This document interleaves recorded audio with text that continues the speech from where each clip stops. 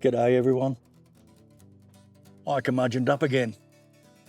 While doing the Portobellos over here in the mono tub, I put the almond spawn in there. So we've actually got almond spawn in the Portobello substrate inside our mono tub. And that's not how they're meant to grow. So we're going to try and fix it. I'm not sure how we'll go, but we'll give it our best shot. Now, almond mushrooms, they're meant to be a very nice warm weather mushroom. I've explained about them in another video, but they require nice warm weather to grow, and we're coming into summer, so that's why we've got them. And what I've done is I've got some of these cheap black tubs again. I've put 3 holes in the bottom for drainage, and we're going to almost fill them full of a mix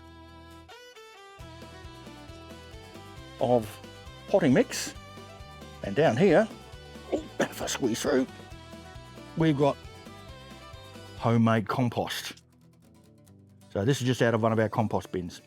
And they're meant to grow in a mix of 50-50 compost and potting mix. So I've mixed that up in here, about half full.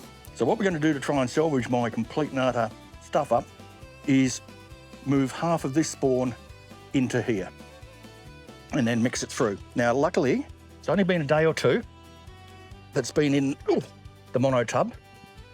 So hopefully we haven't left it too long. So I'm moving half of this into here, and as we can see, that's a lovely Portobello mix of straw and manure. All sterilised as well as I could, really pasteurised, but sterilised sort of. And I'm going to top this up here. Okay, and once I've got a fair bit in, I'll mix it through. The almond mushroom is meant to be done in clumps, but the grain spawn I had was very loose. So I'll continue to mix that through. I'll fill this up and the second one, and then we'll go and put them out in place. Yeah, I'll be back soon. So here it is with our other mushrooms. I've got the other one to fill up. As I said, complete and utter stuff up on this one.